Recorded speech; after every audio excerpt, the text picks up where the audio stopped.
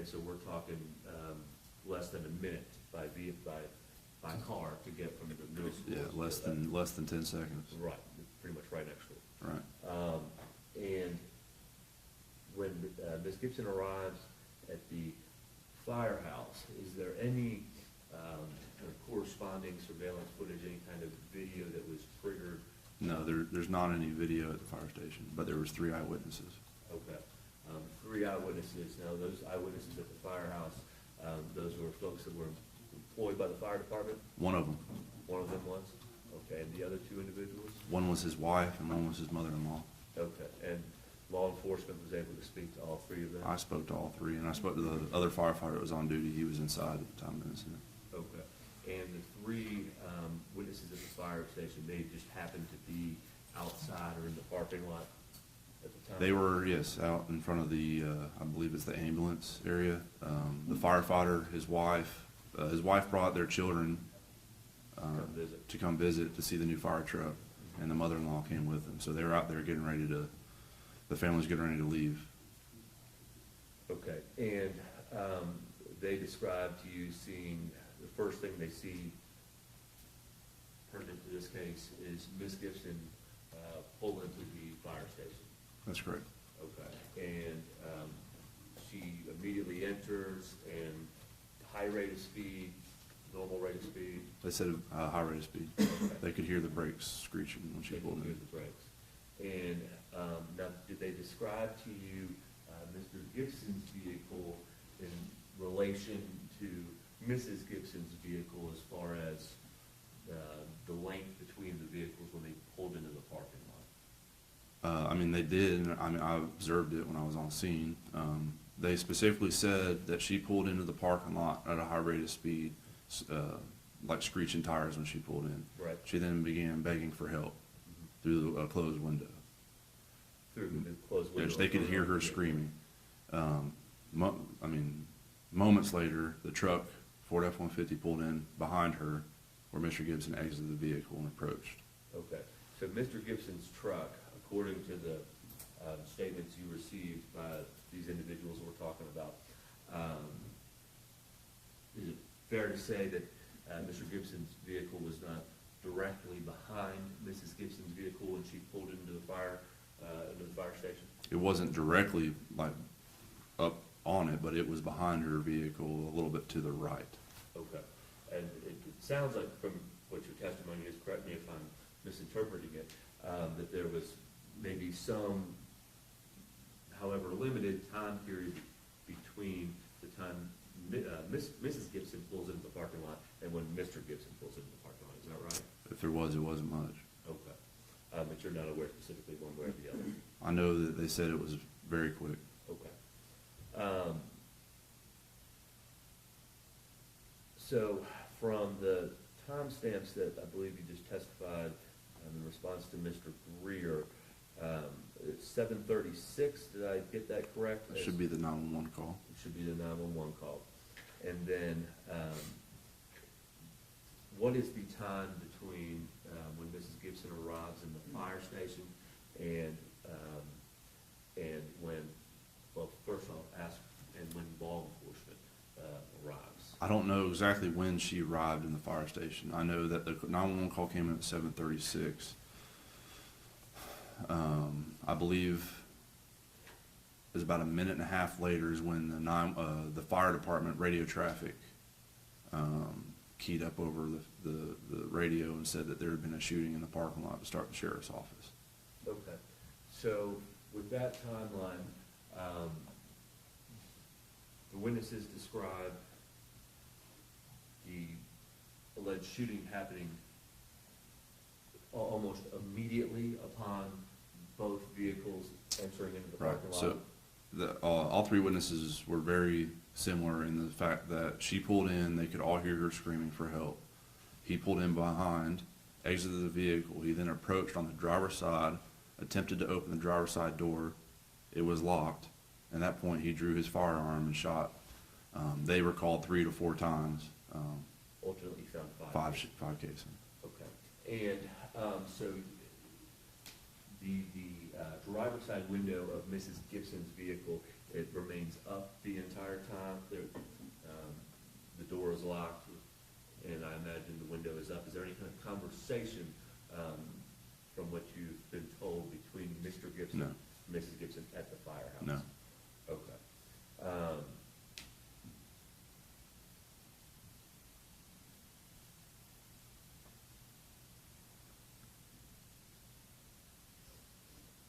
Now, the eyewitnesses, I imagine everybody at the firehouse quickly understands that something has happened. Law enforcement is again called. I guess a second 911 call is made. It wasn't a 911 call, it was radio, over the fire radio Okay, band. just through the regular emergency personnel, first responder type channels that y'all use. Right. Okay. And the time that call comes in, will you tell me that again? I know the original 911 call was around 7:36, and I know from reviewing the audio, it was about a minute and a half later is when they keyed up on the radio. I know that the official dispatch time, I believe, is 7:39 p.m. for patrol units. And I know the first arrival officer was around 7:42. Okay. All right, now the phone call made by Mrs. Gibson, using what we think is her mother's phone, have you been able to review the substance of that phone call? I have. Okay, and obviously she is calling, asking for assistance. She's screaming for help. Screaming for help. Is she relaying any information as far as any specific threats that, or specific information other than screaming for help? She's trying to. It's very hard to understand her. I mean, she screams for help probably upwards of 10 times. You can hear that she's at Riverview. You can hear she's turning left out of the fire station. And if she pulls in the fire station, can somebody help her? Okay. So definitely there are pleas, screams for help, but to your recollection today, after reviewing it, you cannot recall any specific nature of any threats conveyed or anything of that sort. I mean, I'm not going to make a statement right now. I'm waiting for the audio to be enhanced to actually understand the exact words. And so that's being done right now to try to clarify the audio. Right.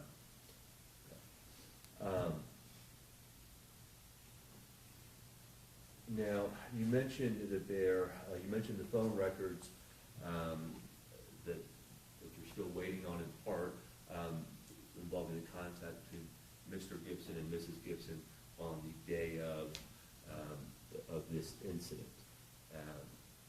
Have you become aware of any other interaction between Mr. Gibson and the deceased on that July 29th?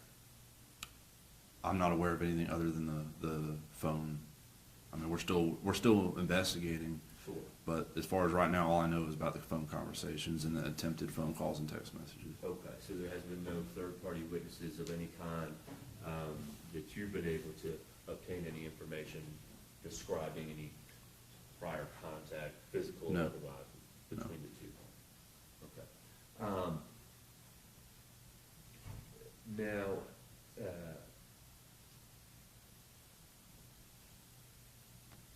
let me ask you a few questions about this. I believe you mentioned that you had some prior contact with Mr. Gibson. Is that right? Correct. And that was contact with him in your capacity as a law enforcement officer? It was, yeah. Okay. And, well, first I'll ask you, just approximately, or best you can recall, when did that contact between Mr. Gibson and yourself occur? I'm going to object now. We've established probable cause, and now we're way outside of it. I'm sorry. This isn't relevant at all. Judge, relevancy, as the court knows, is a very liberal standard. I'm entitled to a thorough and sifting cross-examination. I'm simply trying to establish as a foundational issue when any contact occurred and the nature thereof. Okay, I'm going to allow it. Answer the question, please. I believe it was once, maybe twice in June. I know I met with him face to face twice. It was an investigation that he had initiated. It was an investigation that he had initiated. meaning that he was or the criminal complainant, he was potentially, at that point, someone that y'all believed may be an alleged victim, is that correct? No, he wasn't an alleged victim, he was a complainant. He was a complainant, okay. And that criminal, he was a criminal complainant, and so he was describing to you potential criminal activity, what he believed to be criminal activity, correct? Right, he was actually meeting with another investigator, I was just there assisting that investigator. And Okay. yeah, And that, did that conversation involve Mrs. Gibson? it did. Okay. And there were complaints made of some sort of criminal activity by Mrs. Gibson, is that correct? Like, he was making accusations against her, if that's what you're referring to. Is that, yes, that was my question. Okay, yes, And that's correct? yes. Okay. And he said that, you said that Mr. Gibson met with you twice in regard to that criminal complaint? Right, I met with Mr. Gibson at a location with another investigator, and then the second time was at his residence. Okay. And as best as you can recall, what was the time period between that initial conversation and when there was this follow-up done? A week and a half, 2 weeks, maybe. Okay. And that investigation, that led to an arrest of No. any sort? Nope. No arrest was made. Okay.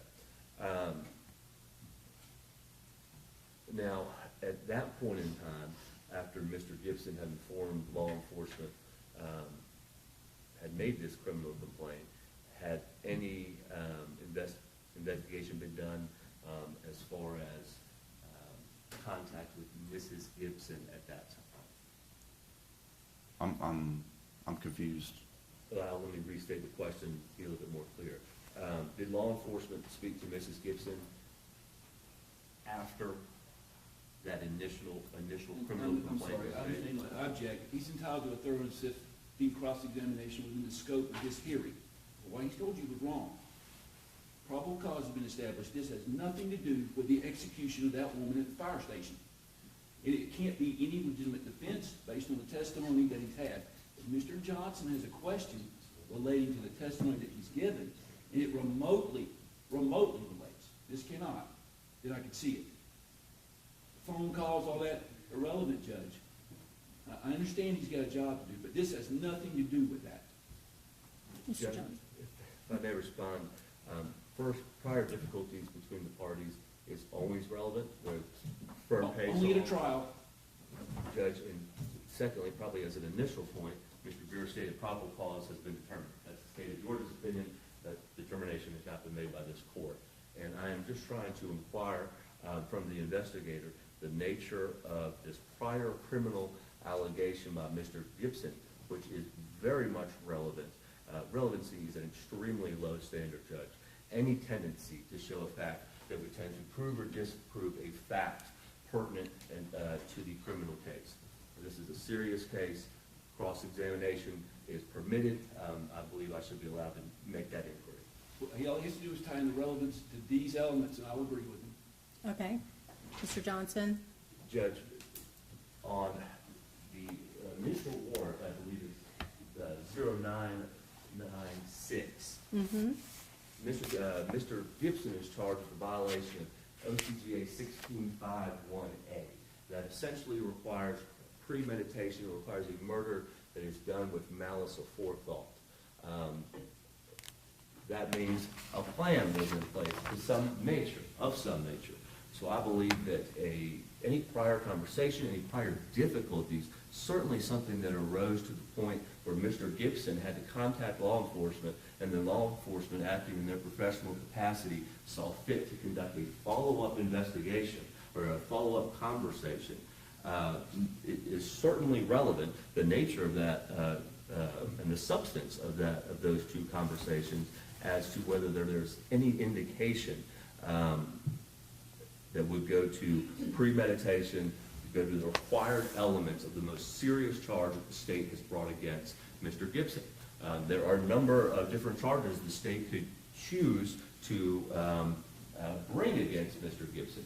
They have brought the most serious, 1651A, that requires that level of intent. That's an issue, and I believe the prior conversations, prior difficulties between the parties are therefore clearly relevant to the probable cause determination. Malice can be formed in an instant. Do we keep going back to their wedding date? Any conversations that they occurred in his wedding date? Did he know what he... It's not relevant, Judge. Malice can be formed in an instant. He's testified to that. You make that finding. This isn't relevant. This isn't relevant. All right, Mr. Johnson, I'm going to ask you to move on. Yes, Judge.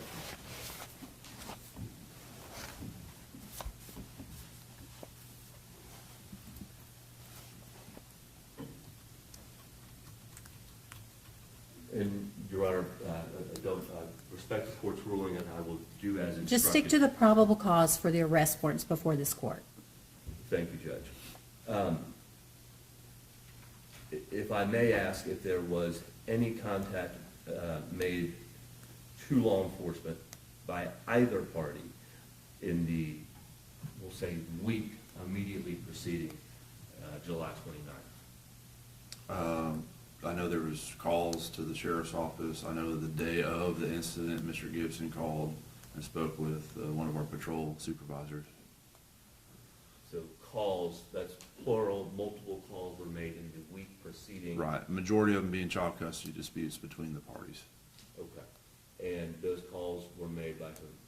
Both, Both parties? yes, Mr. Gibson called on the day, on July 29th. right. Approximately what time? It was around 1 or 2 p.m., I believe. Okay, and the substance of that call? He was calling to ask if he could have his wife arrested for taking away the daughter's cell phone when she was with the mother because he had paid for the cell phone. And did Mr. Gibson speak to just the regular, usual, just contact number from the sheriff's office? Did he speak to anybody? He called our dispatch center and they put him on the phone with the patrol corporal on duty that day. Okay. And that was randomly assigned, or was that individual, that law enforcement officer previously connected to? I have no idea. I know he was the patrol supervisor that day. That's usually who the phone calls go to. Okay. And after that phone call, was there any in-person contact between law enforcement and Mr. Gibson on that day of July 29th? After that phone call, I don't believe so. I know that animal control had been at his house that day as well. Animal control? Correct. Okay. That was unrelated to anything I imagine had to do with Mrs. Gibson? It didn't have anything to do with Mrs. Gibson. Okay. And just, you mentioned it, did animal control have the occasion to speak to Mr. Gibson on that day? I believe they did. You believe they did? Okay. And so they were at Mr. Gibson's residence for some period of time? Mm-hmm. Okay. And were you able to conduct any kind of interview yet in the course of your investigation with the individual from animal control that had seen Mr. Gibson that day? I know that someone's spoken with him. I don't know the exact details of that conversation. Okay. Any idea what that individual's name is? The animal control? Jason, it's not relevant. I don't. Not by any stretch of these warrants. Judge, I can move on, but I'll move on.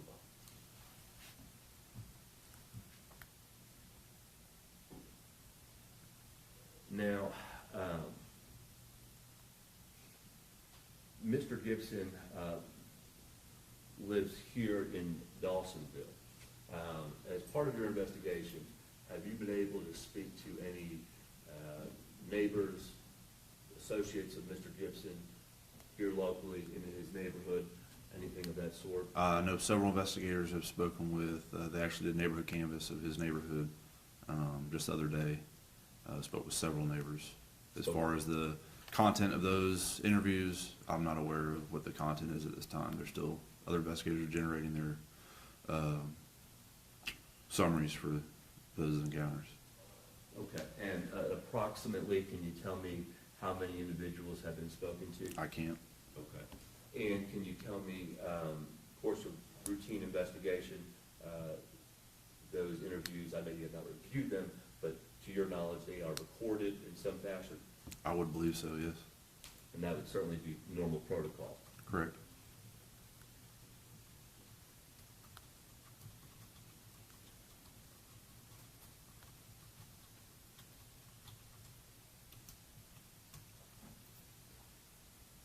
Now, I want to speak to you briefly, investigator, about Mr. Gibson's children.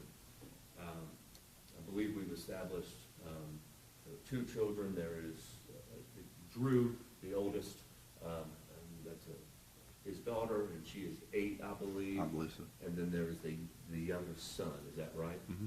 Mike, Okay, and he is approximately 3 or 4 years old? I think he's around 5. Okay. And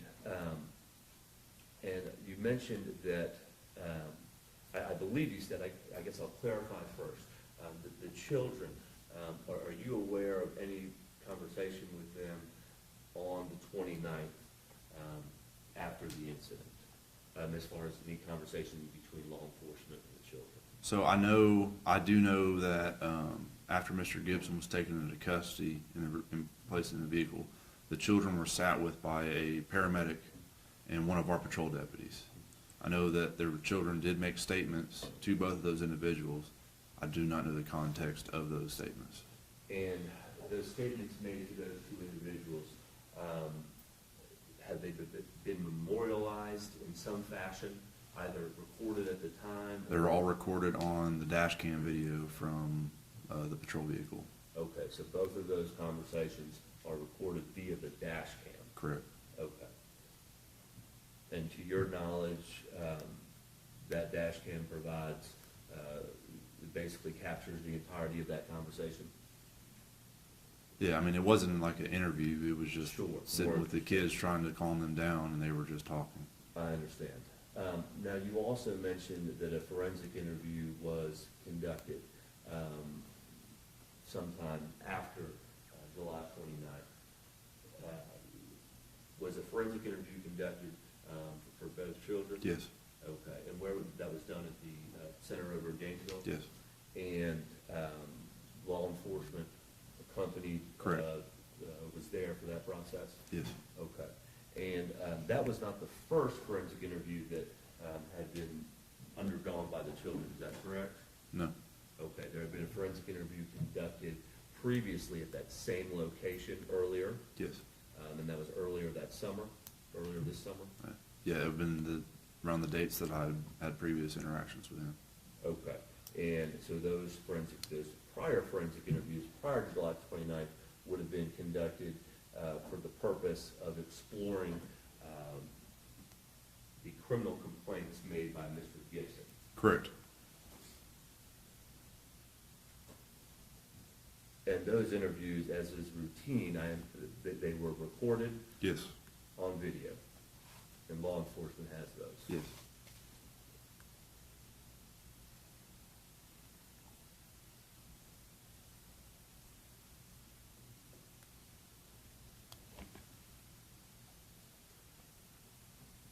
The final few questions I have for you, investigators, are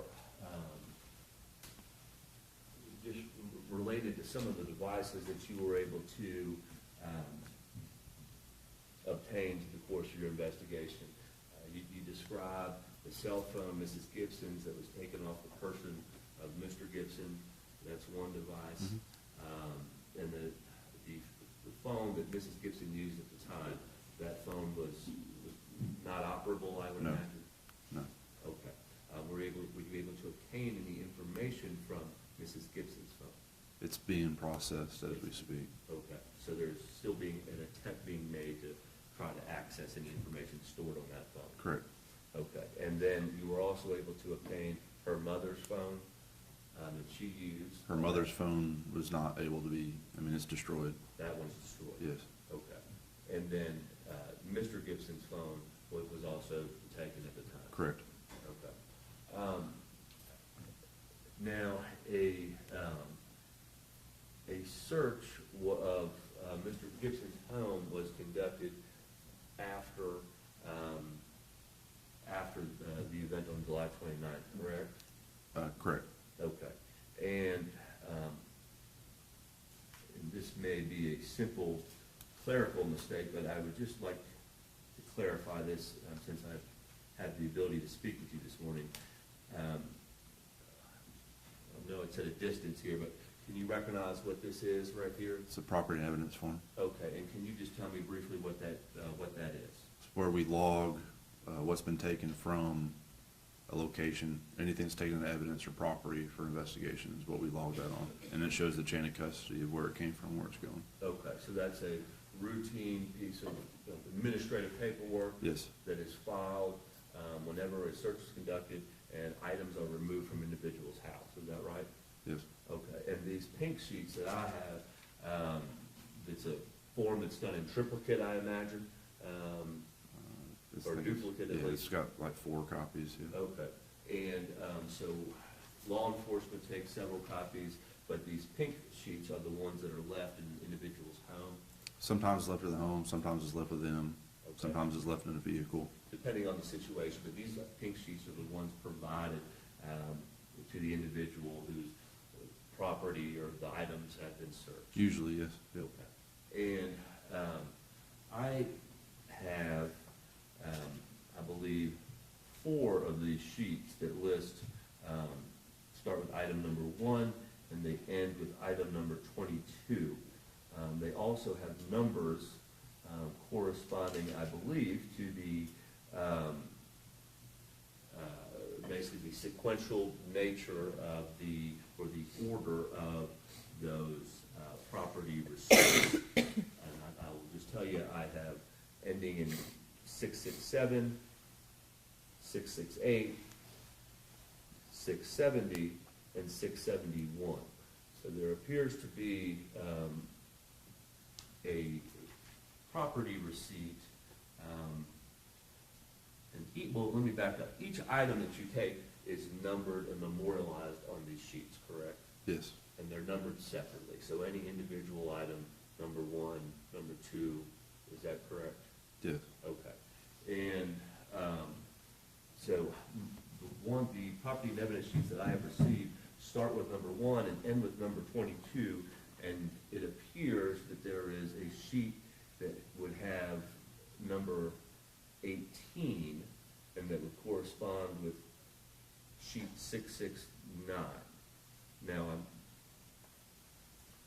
not alleging any funny or foul play, but it is correct that the way these forms work, you take them off one at a time, and it's sequential, is that right? I mean, it's not always in sequential order. It could, the property and evidence numbered sheets, and you could have multiple investigators for different property and evidence sheets, and it could all be different. Okay. And like number 8, I don't know what your question's gonna be, but as far as a numbered item could be taken from somewhere else. I don't see the sheet, so I can't explain what you're wanting to ask. But. Sure. And Your Honor, if I may just quickly approach the witness, this will be a very brief line of questioning for the Okay. investigator. Thank you, Judge. First, I want to ask, what does this have to do with the probable cause for the warrants before this court? Well, Judge, frankly, I don't know until I am permitted to make some inquiry as to what it might obtain. The situation, Judge, is that there appears to be a sheet with one item that is missing, and so it may well have to do with the probable cause determination, or it may not. Just as a point of clarity, if it's a simple administrative error, that's understandable. I'm sure it was a chaotic time, but I'm just trying to ascertain what the situation was, and if he is aware of what that item is, where that sheet is, but it will be a very brief line of questioning.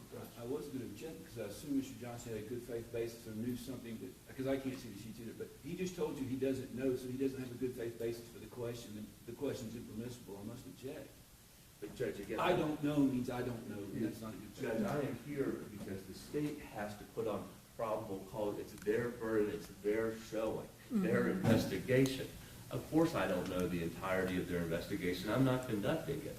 I'm just trying to obtain from the investigator just basic information about their protocol involving filling out these sheets, and if you believe if there is something missing from the ones that I have here. Okay, and he gave you an explanation, so, as to why that could happen sometimes.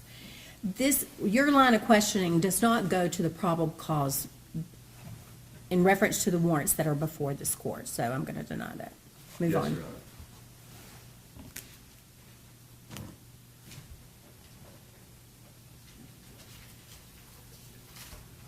Investigator, did you become aware,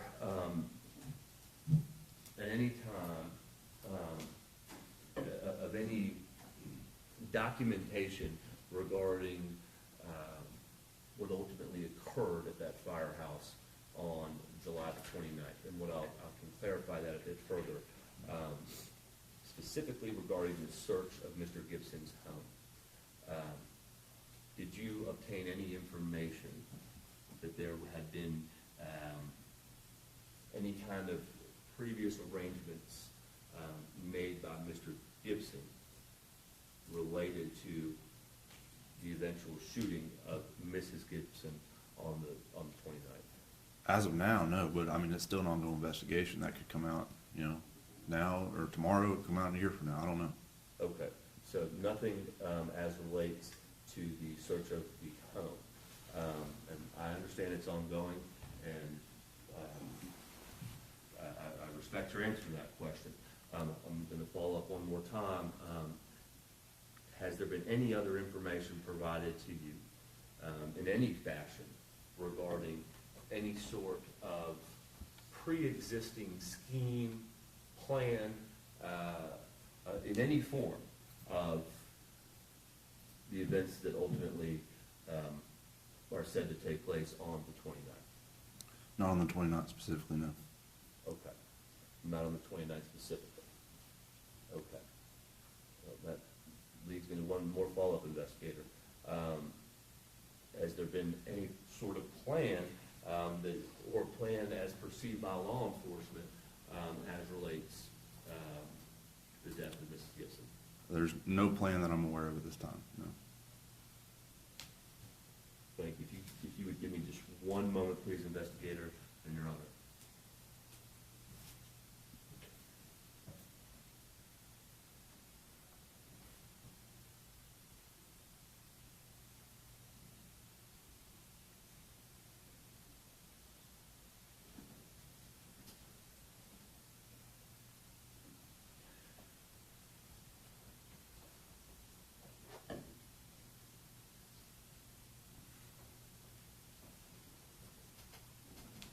All right, investigator, 3 or 4 questions, and then I will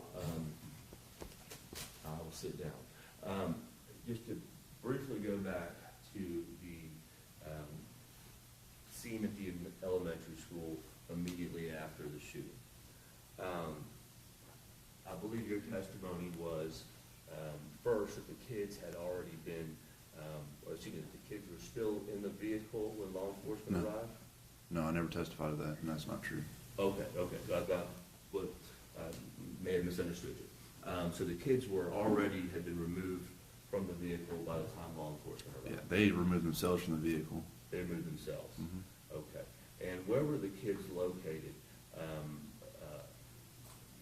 in relation to Mr. Gibson when law enforcement arrived? I believe they were in the fire bay with him. They were with him? Yep, They were next to him? I believe so. Okay. And you first made contact personally with Mr. Gibson soon after law enforcement patrol arrived. Is that what your testimony? Yeah, it wasn't long after. It wasn't long after, right? A matter of minutes, probably. Yeah. Okay. And can you just describe to me Mr. Gibson's, his demeanor, his appearance when you first made contact with him? He was extremely sweaty. He was kind of calm, just calm behavior. Didn't show any emotion. I mean, that's the best I can describe it. Okay. And you had met previously with Mr. Gibson, and so you had seen his demeanor on another occasion. And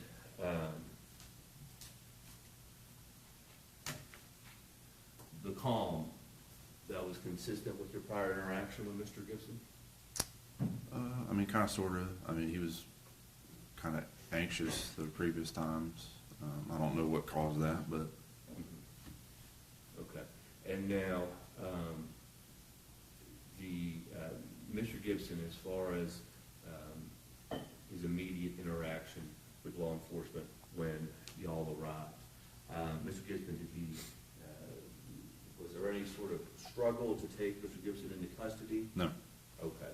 The firearm that's alleged to have been used, where was that firearm located? on the ground, On the ground? And on the ground where? next to the vehicle. Next to the vehicle. And so your belief is that Mr. Gibson had placed that firearm on the ground? I believe so, and the fire department dismantled the firearm. Okay. And so when you arrived, Mr. Gibson was, your recollection is that his children were basically standing or sitting there with him, is that correct? I believe they were all standing. All standing. And was any member, any employee or relative that you described of the folks at the firehouse, were they also, were they with Mr. Gibson and his children? The family was hiding in a closet in the firehouse, and two firefighters were in the bay. One had checked on the status of Miss Gibson, and the other one was standing with Mr. Gibson and his children. Okay. And that individual was somebody that you spoke with? Yes. Okay. And that conversation was memorialized? Written statements and audio. Okay. And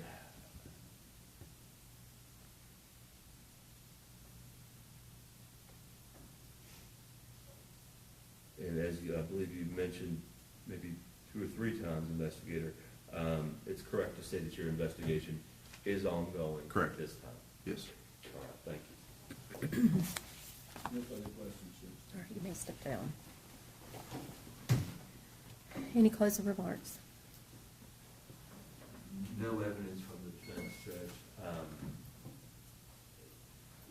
I will make a very brief argument as to the warrants that have been brought out of state.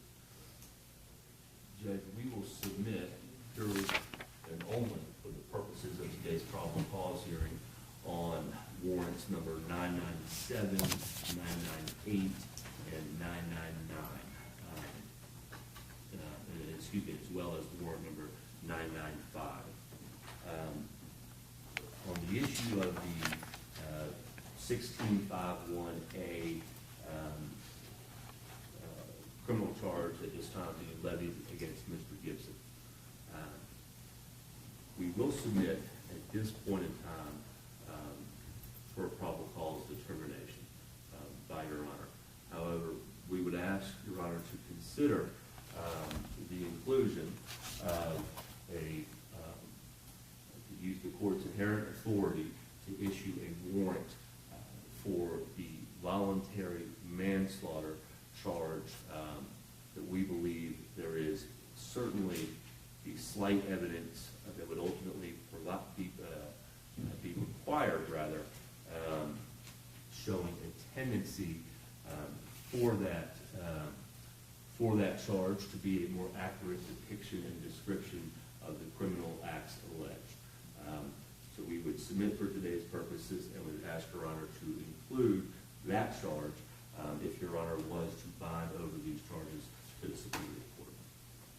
Just briefly, the evidence is overwhelming to support all the warrants before the court. There is no evidence of probable cause that Mr. Gibson committed voluntary manslaughter by causing the death of Amy Gibson under circumstances which would otherwise be murder, because there's no evidence of a sudden, violent, or irresistible passion resulting from serious provocation sufficient to excite such passion.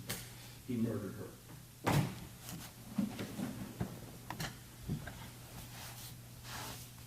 All right, by probable cause standard, the court finds that the defendant, Jeremy Wade Gibson, did commit the offenses before this court, so this case is bound over to the Superior Court of Dawson County. Thank you.